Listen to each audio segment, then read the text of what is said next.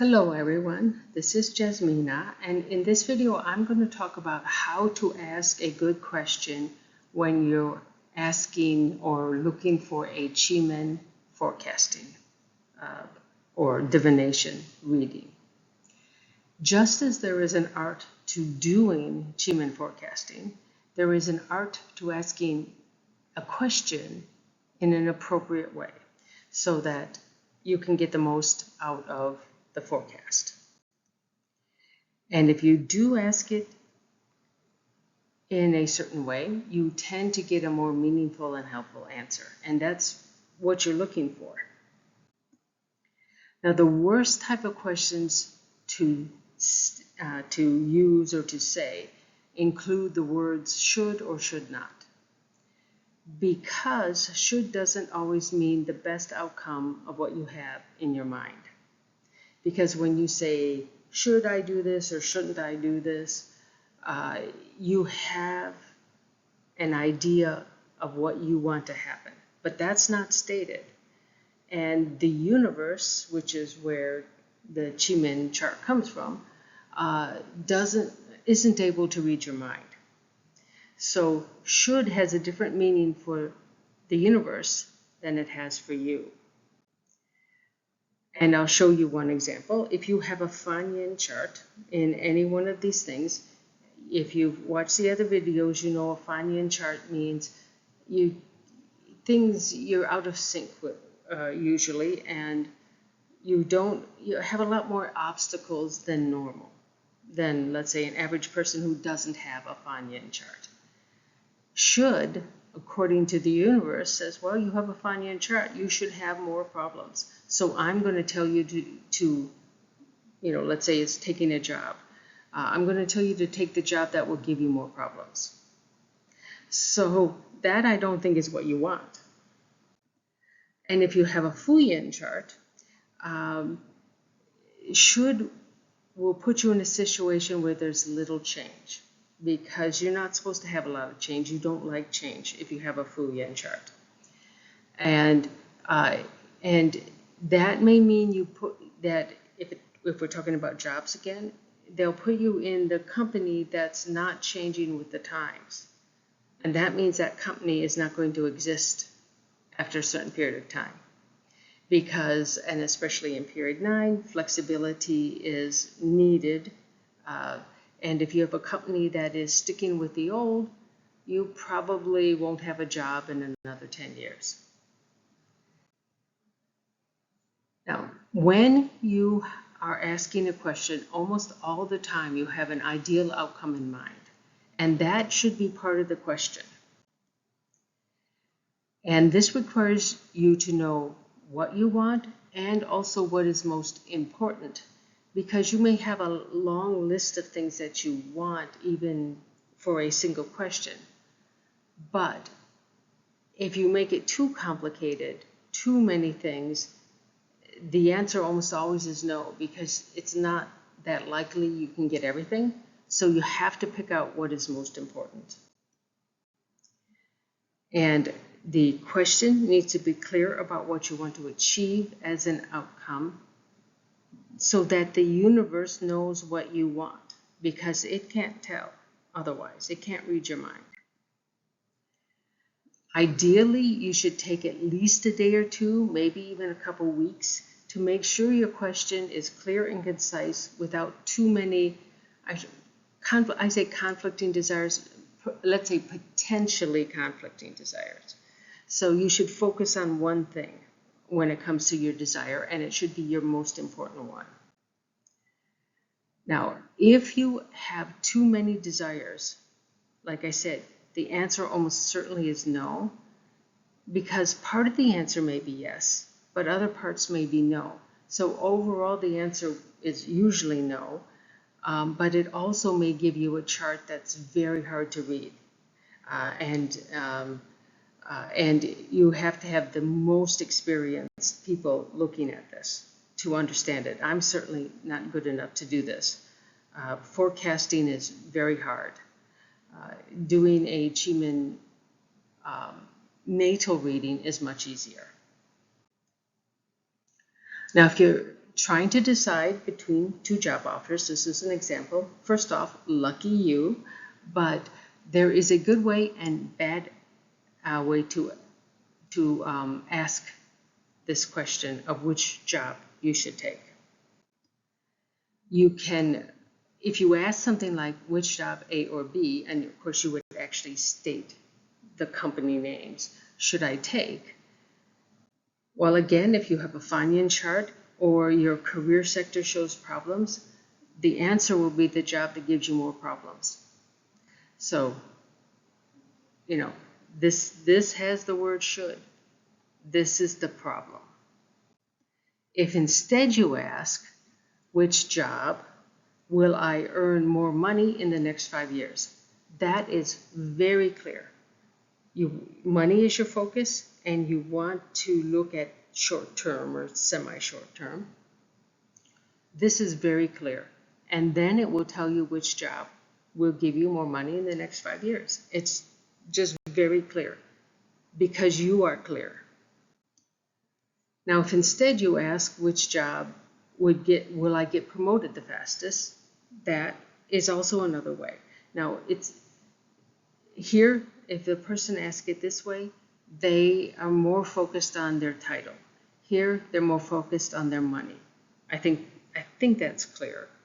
And so these two people have different goals. Now, if you try to combine these two questions, this is where the difficulty can lie, because one may earn you more money and the other may promote you faster. It is possible. I mean, usually with promotions you get raises, but sometimes you can get a raise without a promotion. And if you get more money, maybe you do get raises too. It just won't be as fast, but it doesn't matter. It depends on what you are interested in getting. Now, I'll just keep on giving you some examples. So let's say you're trying to decide if an idea for a side gig is good and can ultimately become your permanent job. Now, when I'm talking about this, I'm not talking about a side gig like Uber or you know, something like this, because you really are working for somebody else. Somebody else is coordinating all this. So this isn't what I would consider a possibility of becoming a permanent job, because these companies kind of see to it that you're like Uber. It's really changed things. People aren't earning money anymore. Now, if you're interested in ultimately starting your own business, this is an excellent question to ask when you start to get serious. What do I need to learn to successfully run my own business? Because you may think you know everything that you need to know, but there may be issues that escape your notice. So this is a very, very good question to ask. Now, if we're talking about side gigs that you want to become full-time later, you can ask, is my idea for starting the side gig, and you have to name basically the idea here, one that can be developed into a full-time business. This is very clear. You want to know if this idea will be successful in the long run. You could also say, if I start whatever your side gig is, it has a name, it has at least a task associated with it. You can say, can it turn into a business that will allow me to make a good living? In some ways, this is a better question because you're focusing on a good living. So, you know, instead of being a full-time business, it can be, but that doesn't mean you're making a good living. So you have to be really, really careful how you state the question.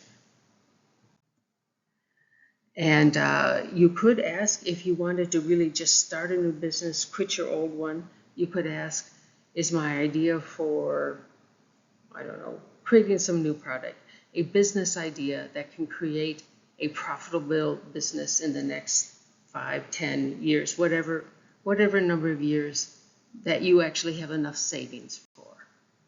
That's that's kind of what will keep you from being able to have a profitable business is you don't have enough time. Now, here's an example for a relationship. If you're unhappy with your current relationship and you're wondering if you should move on, but you're not really certain, you also need to ask this in a proper manner. If you just ask, should I leave the person, whatever his name is or her name is, if your chart indicates problems with relationships, it will tell you to have whichever way will give you more problems. So this is not a good thing. If instead you ask something like this, if I end my relationship with this person, will I find another relationship with a person who will make me happier? And you could put a time here, but I would say don't be too short. I mean, don't say, in the next few months. That is unlikely to happen. So give it a reasonable chance to happen. Now, if you think the other person is thinking of ending the relationship and you do not want it to end, you could ask questions like this. What do I need to learn? What do I need to do? What do I need to change to improve my relationship with your partner? You name that person, of course. Now, this assumes you are willing to change. If you don't want to change, don't bother asking these type of questions because that's pointless.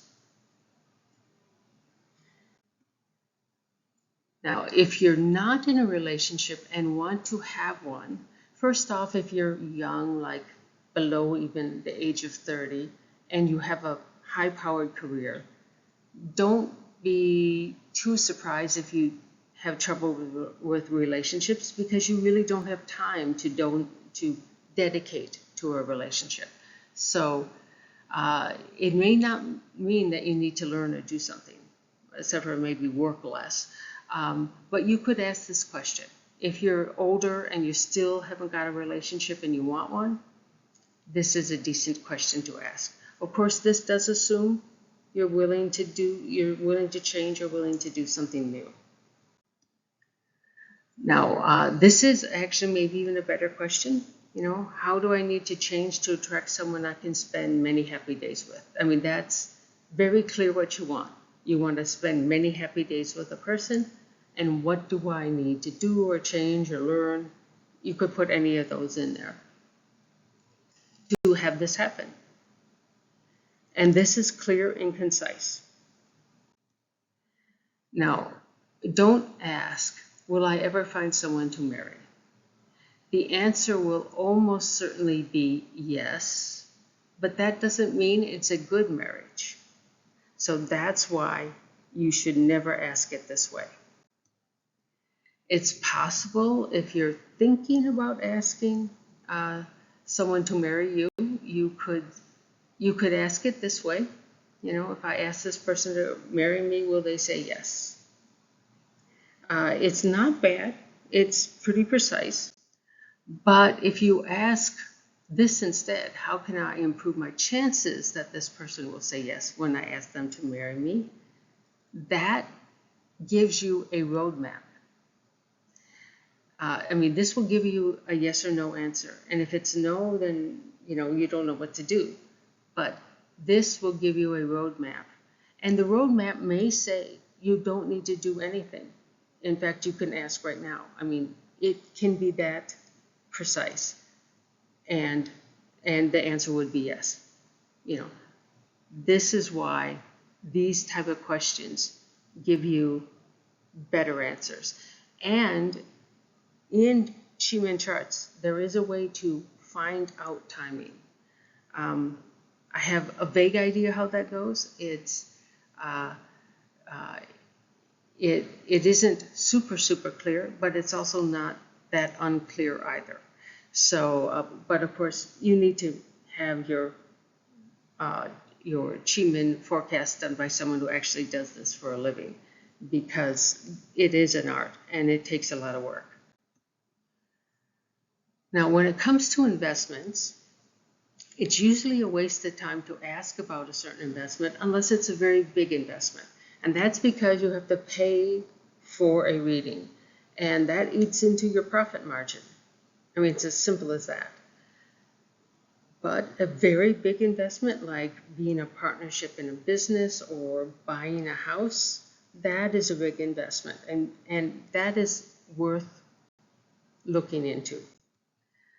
So you could ask something like this: if I invest in whatever it is, whether it's a house or a business, a partnership, whatever, will it earn me a profit? And if yes, how much profit in the next 5 years?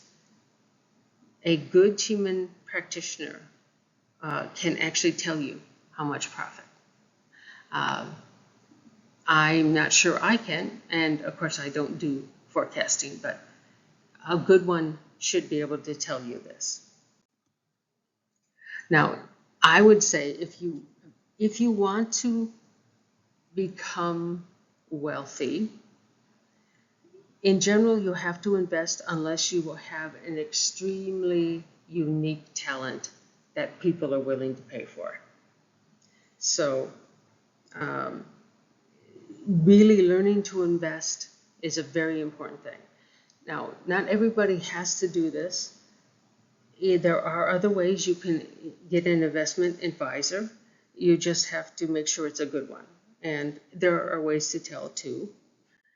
But if you start doing investing, small investments, see how your results are doing, or you can even do this virtually. And I don't mean investing in virtual things. I mean writing down or putting into computer what you think you would like to invest if you had the money. And then every week you track where it is, and after a year or so you can see, was it a good investment? Of course, 1 year is a little short, but you're just trying to see if you can pick out a good investment with the knowledge you have. And if it doesn't work out, you can ask a question like this: what do I need to learn or do to improve my investment returns? That is a very precise question, very good one to ask. You may get an unusual answer from this, but it's, maybe it's something that you don't feel you can do. It's too much work. That is okay, because there are other ways to do this. Now, remember, if anybody tells you to invest whatever, do not invest with money you can't afford to lose. If anybody says, oh, don't worry about that, don't invest with them, because they're probably scamming you. You don't want to invest with your rent money, your food money, your utility money, anything like that. Make sure you have enough to live off of. And then, instead of buying maybe the new phone, you put that money into investment. This is something that, you could lose your phone. You could lose the money. So you can afford to lose it. So that's the idea. If it's something you don't need to live, that's money you can afford to lose. Now, you could say, especially if you're young and starting out, most people don't have any money to invest. That's very normal. But at a certain point, you should have some. And if you're not finding you're advancing in your career, then you could ask something like this: what do I need to do or learn to earn more money so I can afford to invest? And that's a very good question. Now, if you are considering using a financial advisor because you don't find this at all interesting, you just don't want to do it, that's fine. This is an excellent question to ask. And you name the actual person, a trustworthy financial advisor, and if yes, will they stay so? This second part is very important, because there are many people who start out very honest, but they get into trouble in their own life, and then they say, well, I'll just do a little bit here, and then it just goes downhill, and they end up in prison because they do ultimately get caught. But in the meantime, you can lose your money. So this is a question you really should ask if you want to use a financial advisor. Now, if we're talking about health, you need to understand, you know what, you could ask, can a miracle occur? But you know the chances aren't going to be high. Miracles can't be performed by Chi Men just by asking. If you use the 3 victory dates, especially the divine blessing or the divine light, you may actually allow a much better chance of having a much better outcome. I don't want to say miracle. Others will say miracle. I don't really believe miracles happen, but certainly very good things can occur that are very rare. And if you want to call them miracles, that's fine. Now, you could ask more about your treatments for your illness or your condition. Sometimes it's more of a condition than an illness.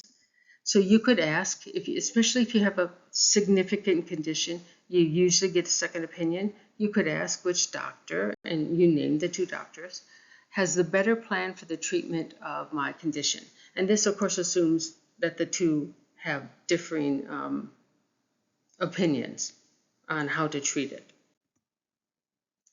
And also, you can just, as you get older, you may find that your health isn't as good, and you want to know what you can do to improve your health. Well, my first thing is ask your doctor. He probably has a good idea, and it's probably going to be one of 4 things: either lose some weight, exercise, stop smoking, or stop drinking. I mean, those are the big ones. And so, but it doesn't hurt to ask your doctor where you might get the biggest bang for your buck. But many times these things are very hard to follow. So if you know what you need to do to improve your health, but you can't seem to stick to whatever it is, using date selection to start and using Chi Men manifestation to give you extra willpower may give you what you need to be able to stick to this new healthier routine. Now, for date selection, a remove day is fantastic for getting rid of bad habits. And of course, you don't want to have any clashes with your animal signs. And that's all 4 animal signs, if you have 4 different ones, in your Batsa. Now, here's another health-related thing. Let's assume you have a condition that an operation isn't necessary now, but maybe it might need to occur in the future. It might not. But this operation should, let's say, fix the problem, but there's risks. Now, there's no absolute guarantee that it will fix it, and the risk can be quite serious as death. So this is a big issue. This is not something that you're going to take lightly. Of course, all operations have risks of death, but some are minuscule and some are significant. Now, if that is a condition that you're in, you might ask, will I need an operation for, and you name whatever that condition is, in the future? The answer could be yes or no. If it's no, you can relax. Of course, conditions can change if you don't take care of your health.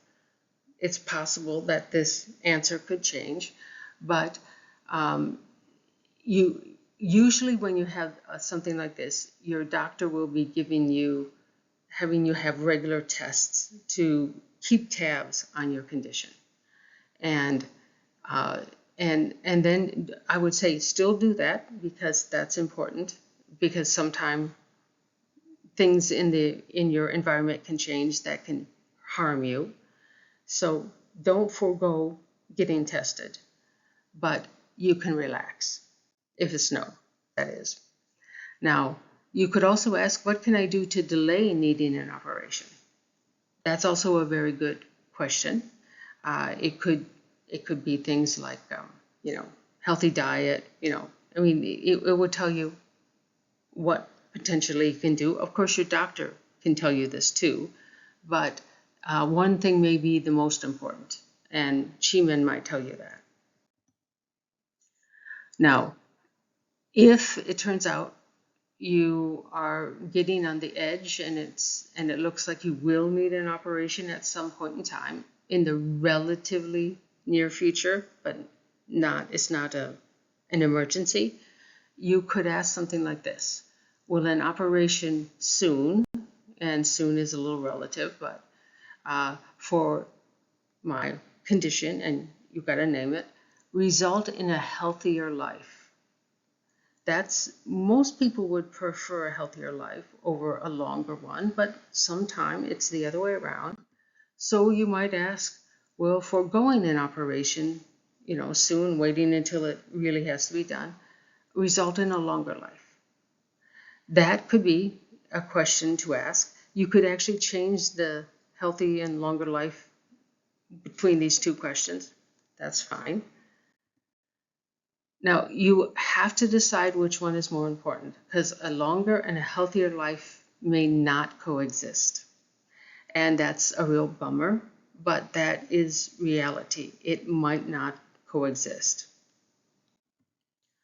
Now, you could ask, if it turns out that you have to get the operation, not immediately, but soon, like in the next few months, you could say, what will be the outcome of the operation for your condition that is currently on the currently scheduled date. So that you have a date already done.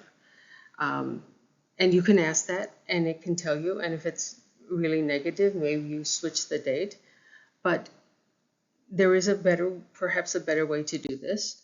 You can use date selection. Now, you get these days from a Tongshu. It's no big deal. A success day is good. That's probably one of the better ones for an operation. A closed day is good. Do not do an open day, because that means you have problems. A closed day is much better. A removed day is good if you're removing something from the body, like an appendix or a benign tumor, something that's not cancerous. A removed day would be fine. But if it's fixing something and not removing anything, then a removed day is not particularly good. It's only if you're removing something. And of course, you want to have no clashes with your animal signs. And that you can have your Tongshu in front of you when you were talking to the people that you schedule the operation with. And hopefully you can find a day that works. A balanced day may be fine also. I mean, there's a few that are good. But a success day is the best, the closed day is the next best. Now, Chi-Men can also help with your children. These are some common concerns parents have. I think this one is a very big one about the grades and study habits. When I'm talking about interactions with others, I'm mostly talking about kids that are extremely shy and have few friends and seem to have trouble making friends, that kind of thing. Now, if you're concerned about their emotional state, if you have any suspicion that they might be suicidal, get help immediately. Do not wait for a Chi-Men forecast, because there's no coming back from suicide.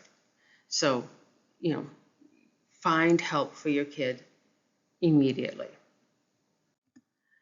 Now, I think personally, although I don't have any children of my own, if I did, I would get my child's BATSA and natal Chi-Men chart analyzed, even before they're old enough to worry about any of this, because this can tell you something about your child's nature, and this may help you understand, if they're shy, they may just naturally be shy. there are ways to help with this, and the information is out there. And you can try some things when they're young. I really think this is a great idea. And also, you may see something that is in your child's chart that is a talent that you wouldn't even suspect. For example, if you had a child with perfect pitch, and neither of you have it, neither the parents have it, we don't really quite understand. It does seem to be a little genetic, but we're not really certain. But then that's a potential thing. Especially if the parents don't particularly care for music, then you'll be introducing music into your house to help your child. So this is why I think it's worth it when they're quite young to get the charts analyzed.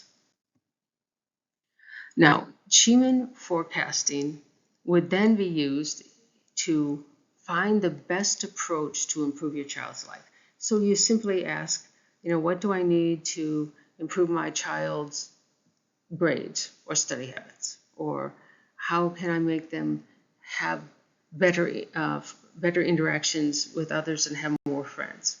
Something like this. It depends on what is here, how you make this statement.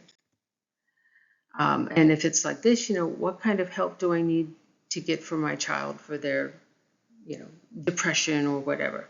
I mean, this is, there are various things.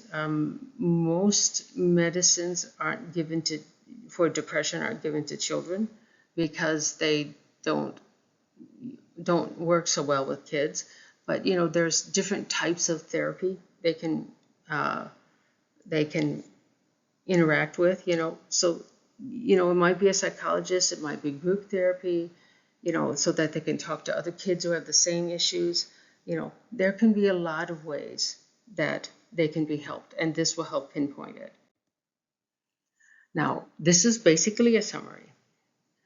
Before you ask your question, determine what is most important to you, because you probably have a lot of desires for things to happen. Sometimes it's simple, oftentimes it's more complex, but you must determine what is most important to you, and that should be reflected in the question that you ask.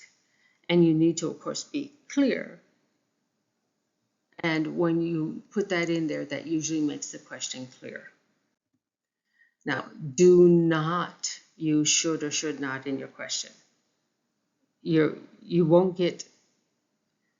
not that likely to get an answer that you actually are looking for, because the universe doesn't know what you're thinking. Good phrases, if you're having trouble and you're trying to move forward, good phrases often are, what do I need to learn? What do I need to do? How can I improve? Things like this. This is much more likely to give you a path to success when you're asking a question. So that's basically it. I'd like to thank you for watching. Please feel free to contact me here if you have any questions or leave a comment.